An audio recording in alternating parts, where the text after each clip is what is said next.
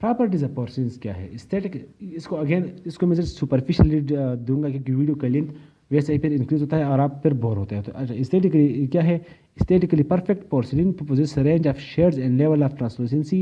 Inner layer is constructed from opaque core material. This is overlaid by dentine material with a final coating of enamel porcelain. Thermal properties. Porcelain is a good thermal insulator and useful when gross amount of tooth tissue is to be replaced by porcelain. देखो जब हमारे पास majority tooth replace होता है तो means dentin expose होगा। जब dentin expose होगा तो हमें इंसुलेटर चाहिए, तो इंसुलेटर ये प्रोवाइड करता है। Chemical properties, it is very resistant to chemical attack and affected by variation in pH. Biocompatibility में हमने ये बात बताई थी। अच्छा, मैकेनिकल प्रॉपर्टीज क्या है? Hardness, very hard, it is hard and rigid and has the ability to resist abrasion, abrade opposing teeth surface. देखो ये इनेमल से भी ऑलमोस्ट ज़्यादा है इसकी हार्डनेस। आप देख ले, इस तरह भी सिनेरियो बनाई जा सकती है कि हम जब हम पोर्सिलीन को टीथ नॉर्मल टीथ के साथ रब करेंगे तो कौन सा हमारे पास एब्रेड होगा? तो अपोजिंग टीथ एब्रेड होगा, ना कि पोर्सिलीन। तो ये प्रॉपर्टी आपने याद रखनी है। Polishing is usually difficult in porcelain due to hardness of the material.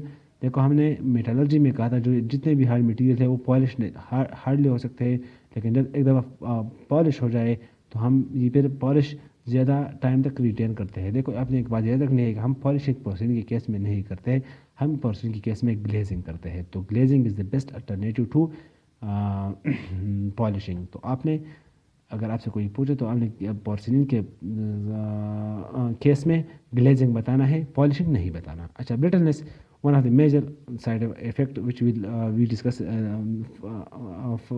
forward in the video. It is rigid, hard and brittle material. Strength is reduced by surface irregularities, fine grain powder and give more uniform surface than coarse grain. Fine grain और coarse grain हमने metallurgy वाले chapter में detail से explain किया है। पोरासिटीज firing, अच्छा पोरासिटीज अगर एक तो सरफेस इरेगुलरिटी से जो ब्रिटलनेस को हार्डनेस को इम्प्रूव हमारे पास इफेक्ट करता है, एक पोरासिटीज़ है। पोरासिटीज़ पर एक अलग वीडियो मौजूद है। Firing it reduce pressure can reduce porosities. Static fatigue हमारे पास क्या है? This is temperature dependent decrease in strength even in the absence of applied load. Static fatigue हमारे पास बेसिक प्रॉपर्टीज ऑफ मटेरियल की वीडियो में मौजूद है, तो ये प्रॉपर्टीज मैं अगेन डिस्कस नहीं करने वाला क्योंकि आपका टाइम वेस्ट होगा। अच्छा देखो, ये बात आपने देखा कि ब्रिटलनेस बहुत ही मेजर डिसएडवांटेज है पोर्सिलीन की, तो इसमें क्रैकिंग हो सकती है और फ्रैक्चर हो सकता है। तो क्रैकिंग प्रोपेगेशन इन पोर्सिलीन, देखो एक क्रैक का होना है, फिर क्रैक का प्रोपेगेट भी होना है।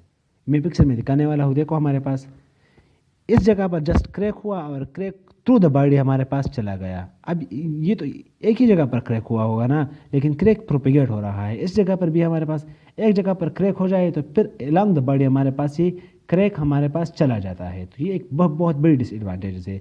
होना तो इसे चाहिए था, जब यहाँ पर क्रैक हो जाए तो यही जगह टूट जाए, इस जगह पर क्रैक प्रोपेगेट ना हो जाए। तो पोर्सिलीन में ये क्रैक प्रोपेगेशन बहुत ही मेजर एडवर्स इफेक्ट है। देखो यहाँ पर भी क्रैकिंग हो रही है, जिस जगह से स्टार्ट हो उस थ्रू द होल बॉडी हमारे पास फिर चला जाता है। एक जगह क्रैक हो जाए तो प्रोपेगेशन हमारे पास इसकी बहुत फास्ट है। आप कह लें कि कंडक्टर ऑफ प्रोपेगेटर आप भी इसको आप कह सकते हैं। तो देखो एक जगह पे डिफेक्ट और जो फुल हमारे पास बॉडी है उस पर ये क्रैक प्रोपेगेट हुई है। तो ये क्या है? क्रैक प्रोपेगेशन है। Fracture in porcelain occur through crack initiation and propagation from surface floss. जैसे एक सरफेस फ्लॉ हो जाए तो होल बॉडी हमारे पास जो पोर्सिलीन की है वो फिर डिस्ट्रॉय हो जाती है। अच्छा, आपने तो अब ये समझ लिया होगा कि कितना बड़ा डेंजर साइड इफेक्ट है जो इसकी यूज़ को लिमिट कर रही है। तो हम अब आगे जो 3-4 प्रोसीजर थे वो हम इसी को अवॉइड करने के लिए यूज़ करते हैं। हम क्रैकर स्टॉपर हमारे पास कौन था? इमोनिया था। इमोनिया को हम सेंटर फार्म में भी डाल सकते हैं, उसका लेयर्स भी डाल सकते हैं, उसको माउल्डिंग में भी डाल सकते हैं। तो मुख्तलिफ प्रोसीजर है। स्टूडेंट इस पोर्शन में बहुत ज़्यादा कंफ्यूज होते हैं कि व्हाट इज़ सेंटर इन इमोनियस, व्हाट इज़ कोर इन इमोनियस, व्हाट इज़ कास्ट इन इमोनियस। निमोनिया के एडिशन के डिफरेंट अप्रोचेज है, तो अब उसमें कंफ्यूज नहीं होना। देखो, prevention of cracks formation and fracture. Superficial cracks due to thermal stresses is avoided by slow cooling. Surface scratches due to grinding should be eliminated by smoothing and by further fusing. During tooth preparation, reduce areas of high stresses. Internal line angle should be rounded. There should be no areas of sudden change in thickness of porcelain.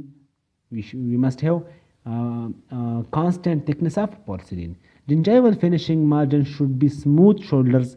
Finishing angle should be 90 90 to root surface. ये angle जो है ये cavity designing में मैंने बताया था, cavity के parts थे, एमलगम में मैंने बताए थे। तो आप मैं वो दोबारा रिपीट नहीं कर सकता, वीडियो की लेंथ इंक्रीज़ हो रही है, तो आप एमलगम वाले वीडियोज़ में ये देख सकते हैं। इंटरनल लाइन एंगल क्या है, जिंजाइवल फिनिशिंग क्या है, बॉर्डर्स क्या है, सब मैंने उसमें बताए हैं।